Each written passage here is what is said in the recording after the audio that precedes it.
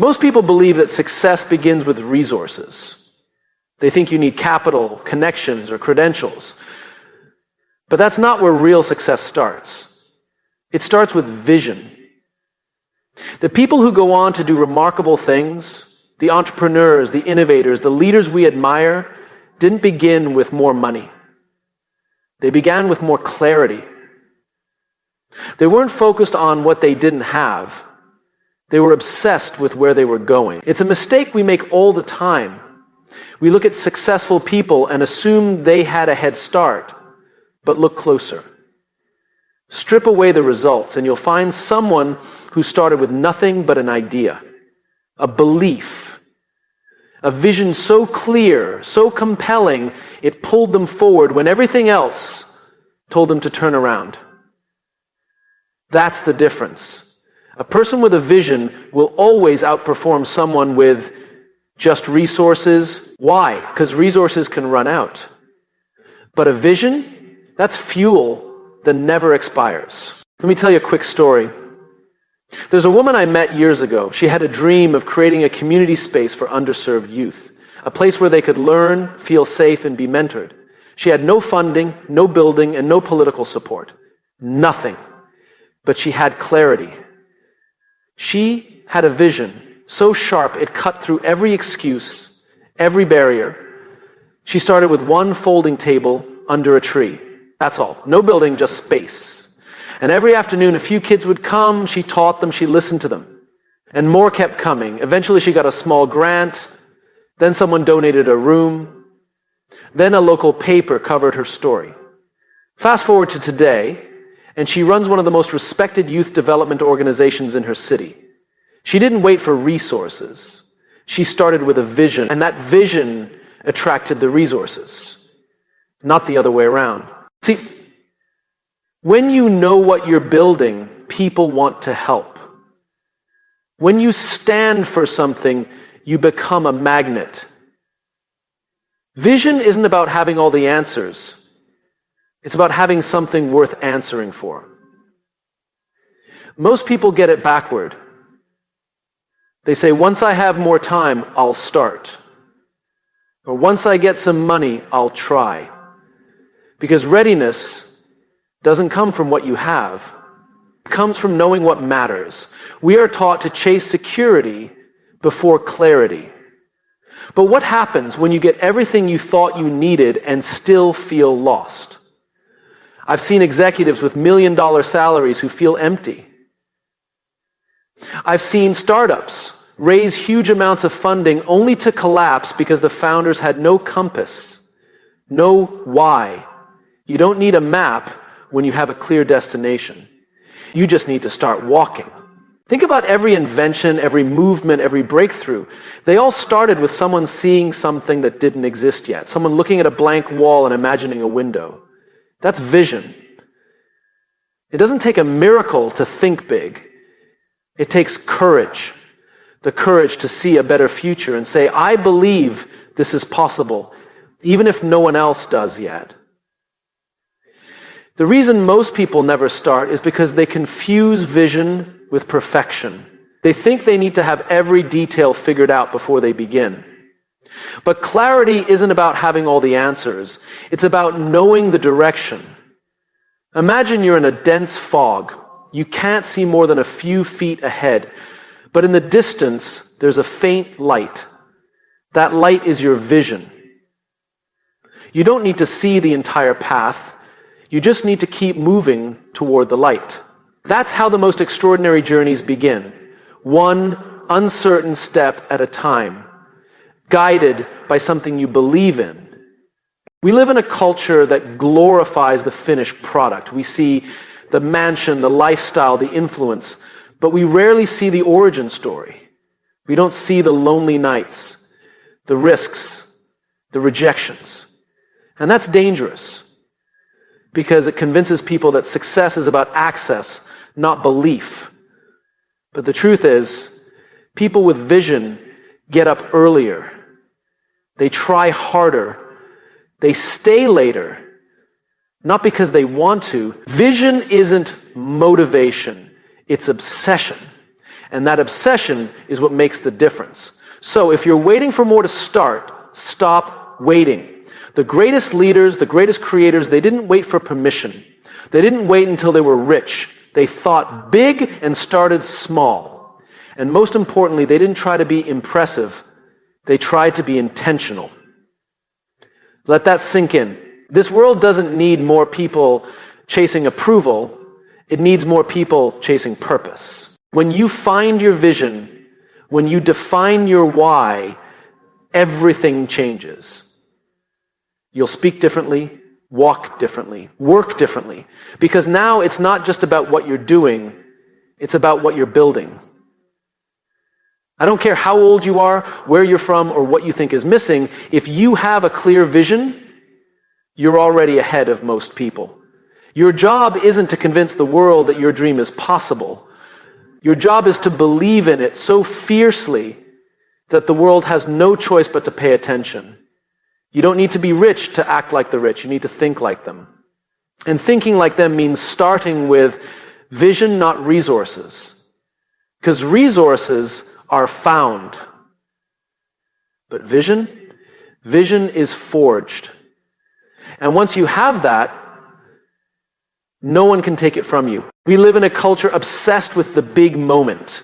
We glorify breakthroughs, viral success, million-dollar launches, and overnight fame. But what we fail to talk about, what really matters, is the small, almost invisible steps that came before any of it. Big things don't just happen, they're built, and they're built slowly. When we see someone who's achieved something remarkable, we often say they're lucky, or they must be naturally talented, or they had the right connection. But those are excuses. They're comfortable lies we tell ourselves to avoid the harder truth that anyone who's built something meaningful did it by showing up consistently even when no one was watching. There's a man I once met who ran a global nonprofit that impacted millions of lives. But when I asked him how it started, he smiled and said, "With a borrowed laptop on my kitchen table." That's it. No office, no staff, no big donors, just an idea and a decision to begin. He didn't wait for permission. He didn't wait for conditions to be perfect. He started small, ridiculously small. But what made the difference wasn't the scale of his start. It was the discipline to keep showing up. Every day, making a call, writing an email, helping one more person, just one more. We overestimate what we can do in a week, and we underestimate what we can do in a year. Because the truth is, momentum is quiet. It doesn't announce itself. It grows slowly beneath the surface. And then one day you look up and realize everything changed. But it didn't change in that moment. It changed in all the little moments no one saw. Most people never begin because they feel like what they can do today is too small to matter. That's the trap. That's the lie. If you want to write a book, start with one sentence. If you want to run a business, start with one customer. If you want to build confidence, start by keeping one promise to yourself. That's how it works. The problem is small steps are boring. They're not sexy.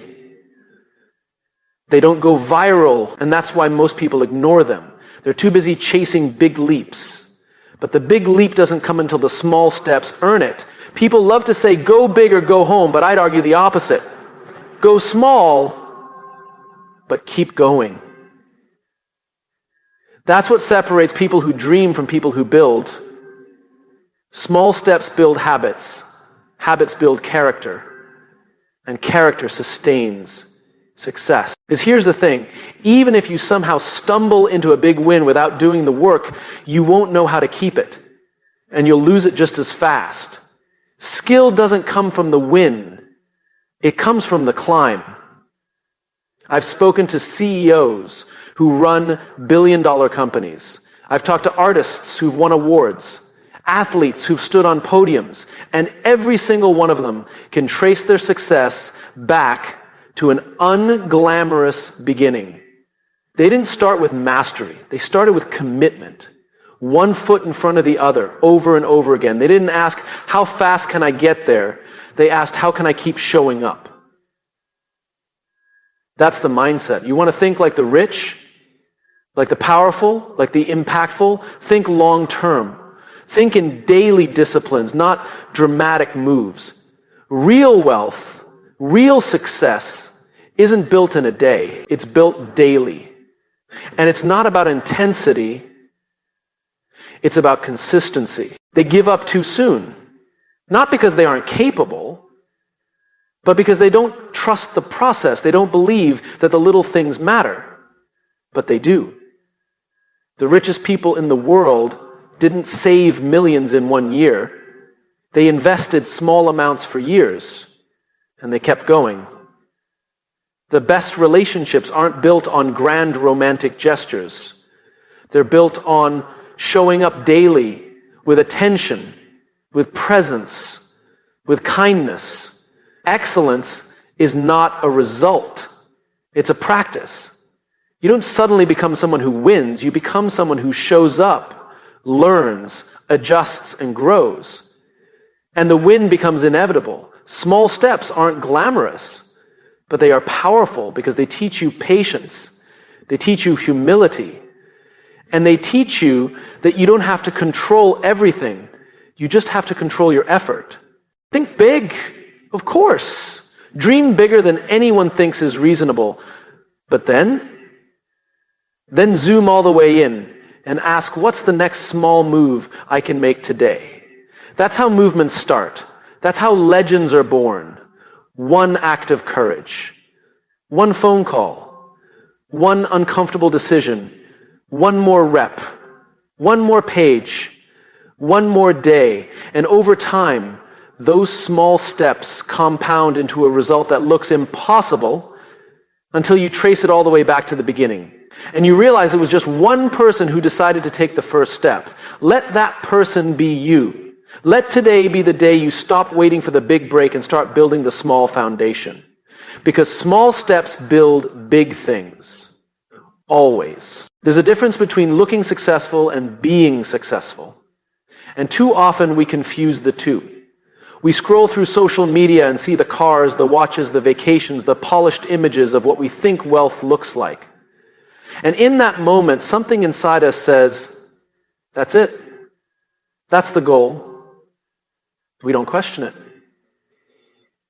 We don't ask where it comes from. We just assume that if we mimic the outer layer, we'll eventually arrive at the inner reality. But here's the truth. The lifestyle is a byproduct. The mindset is the foundation. You can buy the clothes, drive the car, speak the lingo, and still be broke, still be lost. Because the outer markers mean nothing without the inner structure to hold them up. See, acting like the rich isn't about copying their lifestyle. It's about understanding how they think. The wealthy, truly wealthy, not just financially, but emotionally and mentally, don't see life as a chase for approval. They play a different game, a longer game, a quieter game. They don't ask, how can I impress people today? They ask, how can I make decisions that compound over decades? They don't obsess over looking important. They focus on being effective. That's the shift. That's the difference. Real wealth isn't loud. It's disciplined. It's strategic. And most of all, it's internal. You can't see someone's thought process in a photo. You can't feel someone's patience, their risk tolerance, their ability to delay gratification just by watching what they post. But those are the traits that build empires. People with a rich mindset are builders. They think in systems. They think in seasons. They understand that some seasons are for planting, others are for pruning, and some are just for waiting. They're not trying to win fast, they're trying to win right. And that takes a different kind of discipline. Because this world constantly tempts us with shortcuts. It tells us to fake it till you make it. It rewards appearances over substance. But the people who last, The people who rise and stay up are the ones who chose structure over flash. One of the wealthiest men I ever met once told me, "I made my first million thinking like a poor man. I made my second by learning how the rich think." That line stuck with me because for many of us, we grow up learning to survive, not to scale. We're taught to look for security, not strategy. So when we see someone living with freedom, time freedom, financial freedom, creative freedom, we try to copy their results, not their reasoning. But the real value is in how they think. It's in how they solve problems, not avoid them. How they see opportunity where others see risk. How they invest in learning, relationships, and resilience. Not just things. You want to act like the rich? Start by mastering your attention, your energy, your time. The richest people I know have strict boundaries. Not because they're rude, but because they know their time is their greatest asset.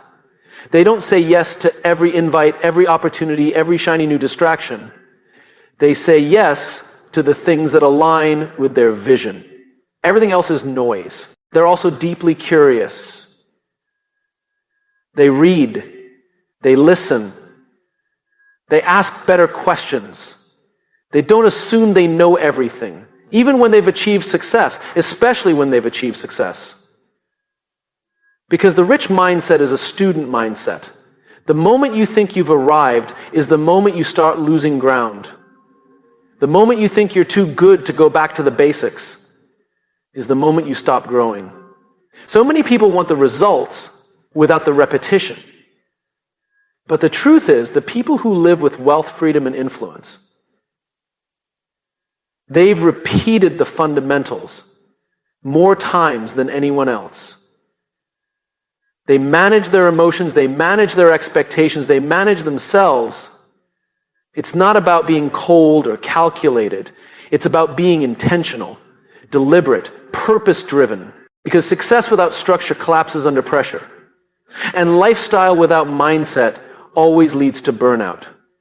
We need to stop chasing symbols and start cultivating substance. You can't fake mindset. You can mimic lifestyle for a while, but eventually the truth shows up. When stress hits, when setbacks come, when the applause fades, that's when mindset speaks louder than image.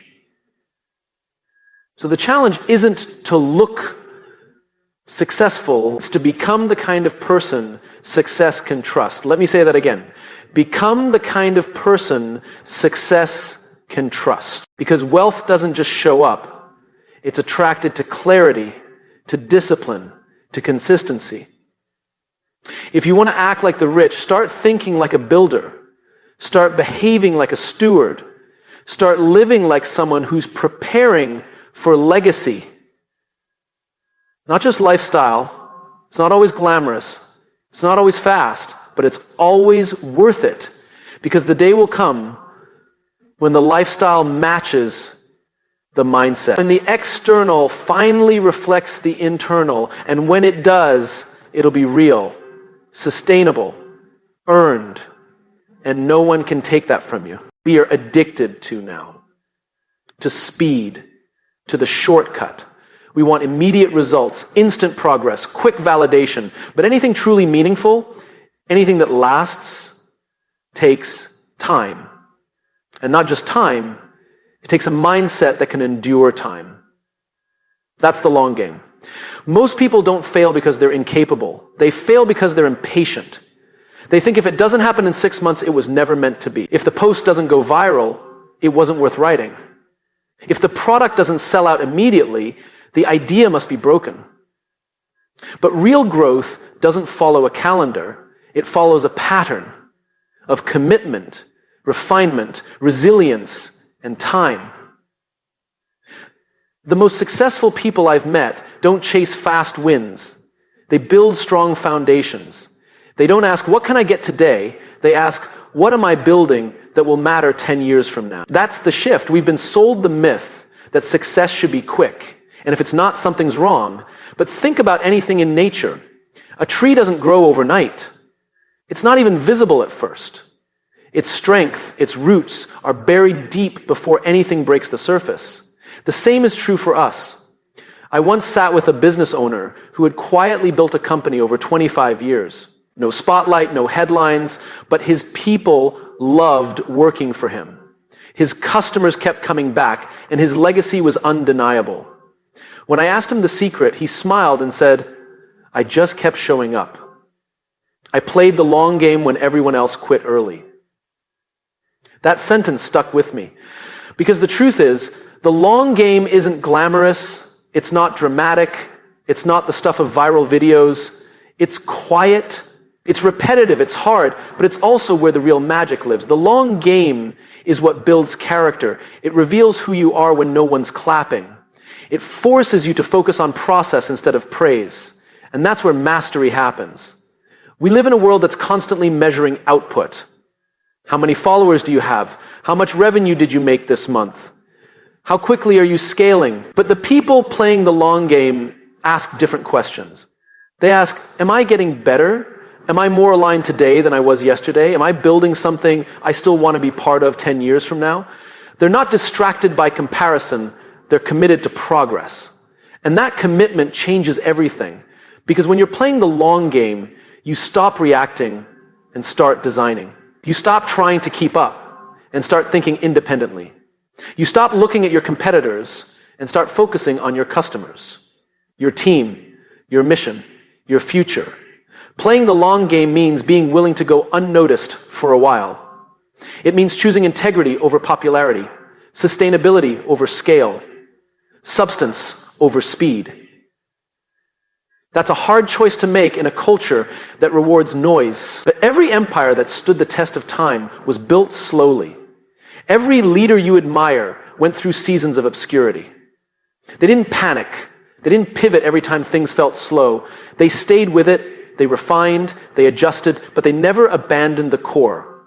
Because they weren't chasing attention. They were building momentum. There's a story I love.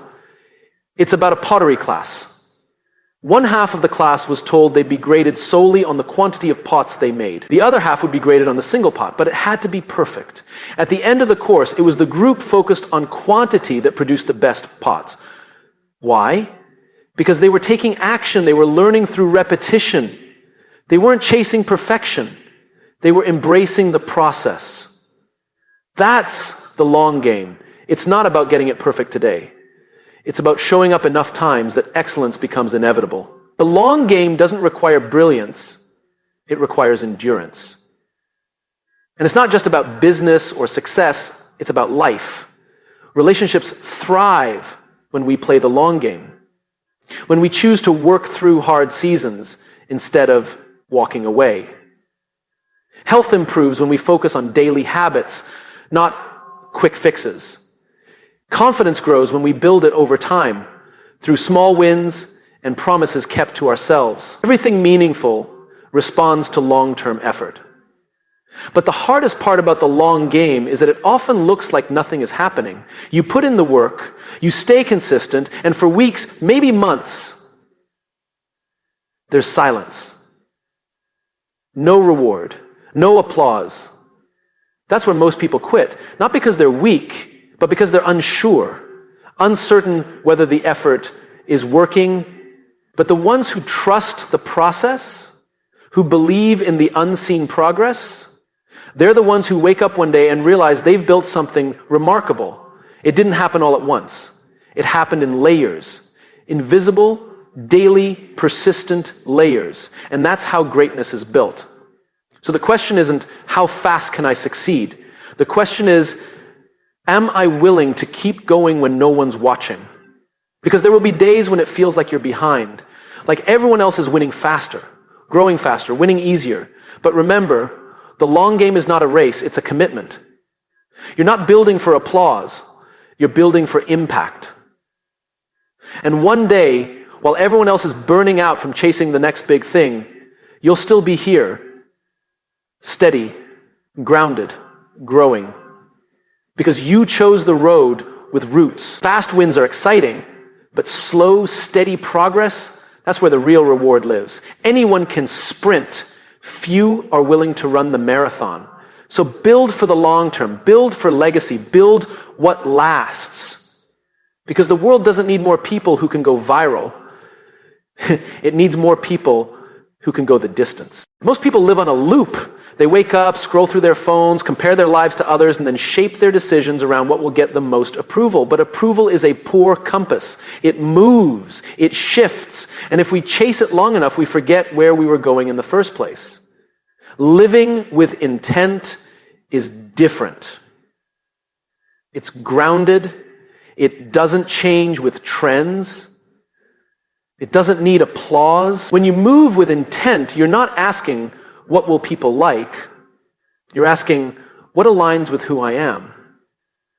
The difference might seem small, but it changes everything.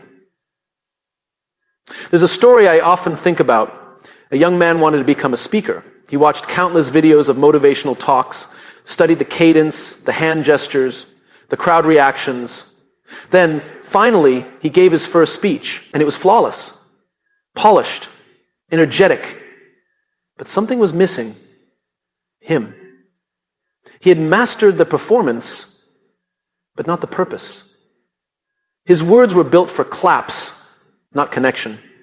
And while people applauded, they didn't remember what he said.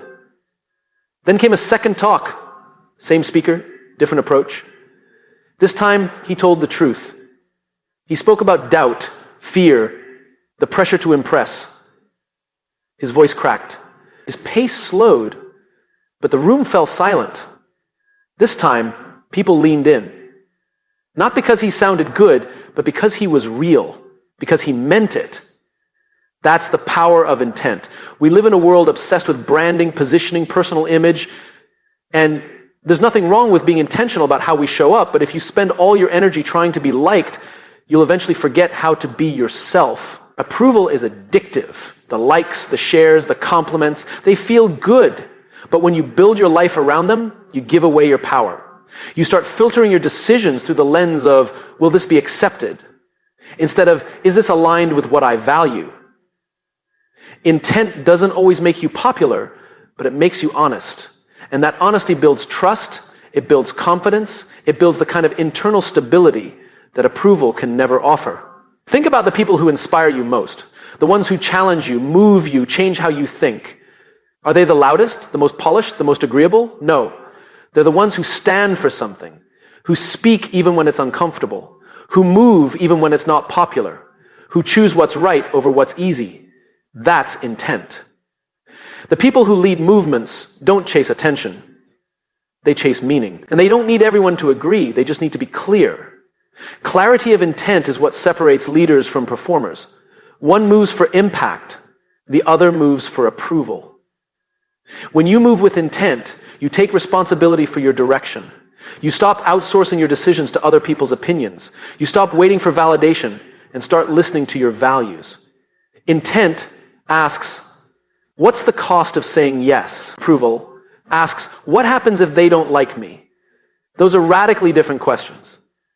And here's the truth. There will always be people who misunderstand you. People who think you're too much, too little, too different, too bold. If you try to bend for all of them, you'll break. But when you act with intent, you become unshakable. Not because you're stubborn, but because you're grounded. Grounded people don't get thrown by every wave. They don't panic every time something doesn't go their way. Because their direction is rooted in something deeper than praise. I met a founder once who was offered a deal. Big money, big exposure, all the right headlines. But the catch was giving up control of his mission.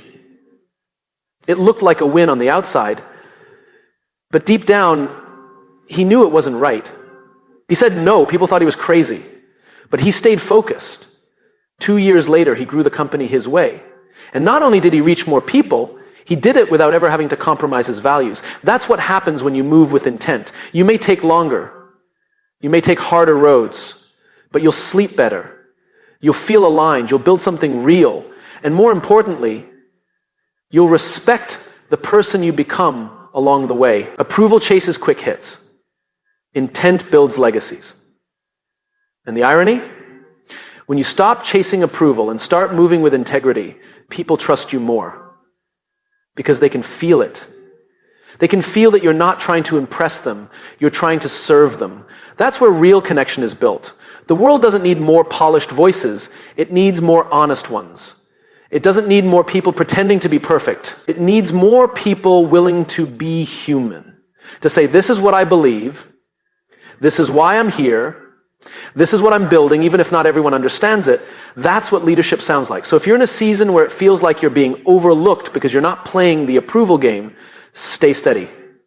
If your work doesn't get immediate praise, keep building. If people don't get your vision, explain it again, or don't.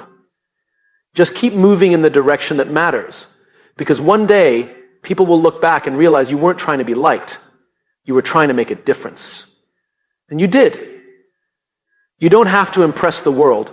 You just have to be brave enough to show up as yourself. Move with intent.